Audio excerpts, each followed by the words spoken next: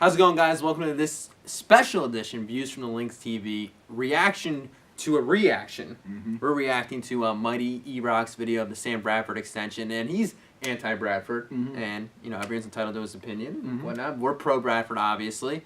But, yeah, we just want to come here and debate his videos, and if you guys have not seen his videos, they're hilarious. They're hilarious. This dude is the king of Eagles YouTube. At the Mighty E-Rock on Twitter. You can find him anywhere if you search that. But this guy is just super Eagles fan. Yeah. I mean, I think he's been going to games his whole life, but I know he's been since the beginning of McNabb era. He's been at every game. Yeah, no, much. I don't think anyone loves the Eagles more than this guy. So I mean, sat behind you at 2008-2009 season, D-Jack's rookie year, section 111. I was in row 3. Him and his buddy were in row 2, just for everyone knowing. But yeah, E-Rock, that was a lot of fun.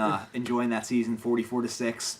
Was right behind you during that, and I mean, you might not remember, but we were talking and things like that, and I obviously remember you. You're like pretty much a celebrity in my eyes. I mean, now I'm doing the YouTube stuff, and I remember seeing you on the Eagles website and all that. So that's really awesome, and you inspired us a lot. So we really appreciate what you did for the whole Eagles YouTube thing. And not going to go on too long about that though, because we want to get into this video. So his first question he asked to kick off his video is, does signing Sam Bradford move us any closer to the Super Bowl? Well, the ultimate goal is the Super Bowl, and I would completely agree with that. And my answer to that will be that I don't think any one move is fair to say that it moves you closer to the Super Bowl with this team. When we signed T.O. back in 2004, that moved us closer to the Super Bowl. But right now, with this team, I don't think that Sam Bradford keeps us in this lake of mediocrity that you refer to. Because I don't think it's like we're an elite team that's like waiting to break out and he's holding us back. I think that the reason we're in a lake of mediocrity is because we're a mediocre team. We play like a mediocre team. I think there's talent on this team, don't get me wrong, but I think that the way you play is like what you are, and last year we were a mediocre team, not because of Sam Bradford, because the whole team was mediocre. 700-yard lead rusher, and drop passes, led the league in drops. Like we're going to talk about that a lot here. So I don't think that this signing was necessarily detrimental to our chances of going to the Super Bowl. I don't see this as a team that is one move away or one move will hold us back or whatever. I think it's either this or you sign a guy that's clearly not the answer, such as Chase Daniel, or let Sanchez start. You're going to draft a rookie either way. So why not, while the rookie develops, have a guy that the team believes in and actually has some talent. And regardless if you think that or not, he does have a natural ability better than Mark Sanchez and Chase Daniel, that's for sure. So there you go. He could be your franchise quarterback. Yeah, I mean, you get two chances. You get two chances. Yeah, you get two chances. This guy that's being revived and a rookie that's going to start fresh. So I mean, maybe you don't think that he could be the franchise QB, but he definitely has a better chance of leading us somewhere than getting that experience, and that could be a step closer to the Lombardi Trophy. Is getting this young team to take a next step, and I don't think that Sanchez is a guy that they're going to put their faith in, or Chase Daniel's a guy that they're going to entrust. If it was going to be one of those two, then you might as well just start the rookie right away. But I think Bradford is the perfect, if anything, he's the perfect bridge quarterback, and this deal is perfect. I think it's perfect for that. And if he goes and becomes something more, then you re-sign him and extend him, and that's we might strike gold, but we may not. But I don't think this move is detrimental whatsoever to our chances. I agree. So now we're going to start the Excuse-O-Matic 3000, as you would say. 3000. That had me cracking up. So first thing that came down the assembly line, if you will, was accuracy rate was due to short passes. Well, yeah, that might be true, but those are the passes you need to hit. I mean, yeah, you're right. They're high percentage throws, but when you drop high percentage throws and you miss them, or whatever the case may be, like was happening early in the year, that turns, 1st and 10, you drop an 8-yard pass, and instead of 2nd and 2, it's now 2nd and 10, and then for the predictable Chip Kelly, the sweep run, you lose 2 yards, and now it's 3rd and 12.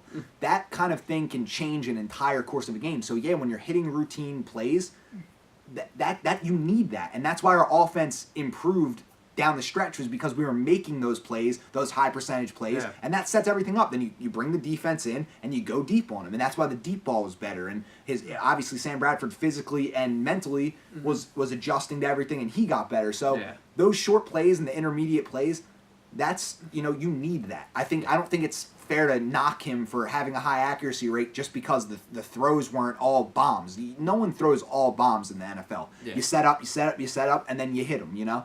That's kind of how the NFL is. That's what Tom Brady does. That's what Rodgers. They just make those.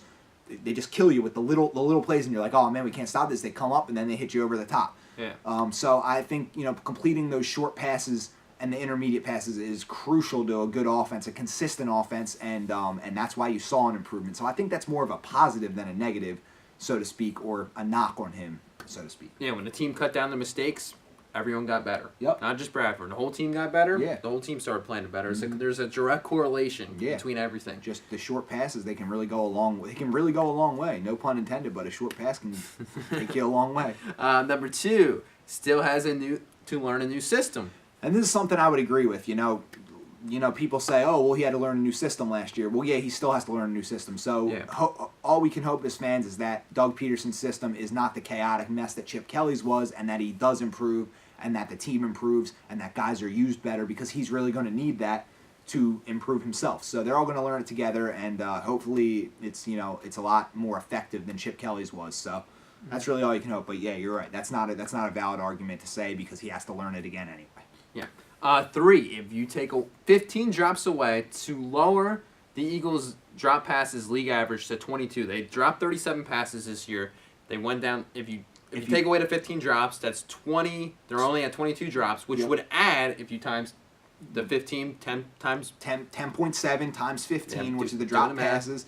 You added 160 yards. However, that's very flawed, because circumstantially, a caught pass on a third down that converts to a first down changes an entire situation. You could then have more opportunities to keep driving. Like I referred to earlier, you drop a pass on 1st and 10, an 8-yard pass, and you can go back and look at the 9-minute video on YouTube where I know the NFL counted 37 drops, but there was 66, and I have an article on my blog, ViewsFromTheLink.wordpress.com, called Sam Bradford Returns /Drop Life, and I analyze all 66 of the missed opportunities that maybe weren't counted technically as drops for the NFL standards, but you just watch the video and you can read my notes if you'd like.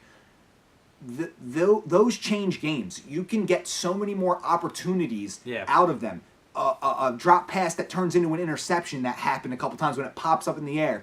An 8-yard pass on first down, a simple 8-yard, turn into 2nd and 2, and then your playbook's wide open. You can run for short yardage, convert. Yeah. But no, 2 plays later and you're looking at a 3rd and long because you dropped an 8-yard pass on first down. So these things, it's more circumstantial than anything. It changes the entire course of a game. It's just not as easy as adding the yards and taking away the drops, and then it would have only been 160 yards. That's just not. That's not.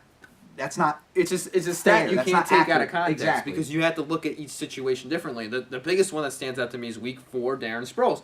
Your Pro Bowl running back drops a wide open screen pass with 4 minutes left in the game on 3rd and 6. If he catches it, you're in field goal range. You're in field goal range. Up 20-16. You're gonna run the clock out. At least get a field goal. And the headline says Sam Bradford throws three TDs in the second half to rally the Eagles to the victory. But it turns out it's Eagles blow, 4th quarter league. You like that, Kirk Cousins. Yeah, that's what happens, because you're, a guy doesn't drop the ball. I mean, did other things go wrong in that game? Sure, absolutely. Sure, but when you boil it down, when we're talking drop passes, those kind of moments can change a game completely, and you can't just add, I just don't think that's an accurate portrayal of the drop passes as, just add the yards and it's not that much different, because it could be really different if you want to look at it that way. Or it could not. He could throw an interception on the next play. But, you got to give yourself a chance before you get the next result, and not dropping passes is just not giving yourself a chance. Next point, coming off injury, because he's always hurt. Yeah, I completely agree with that. People are saying, look, at the end of the day, it does help that he's not coming and rehabbing this offseason. However, that's just, that's kind of what he is. He does get hurt a lot, and, I'm not going to use that as...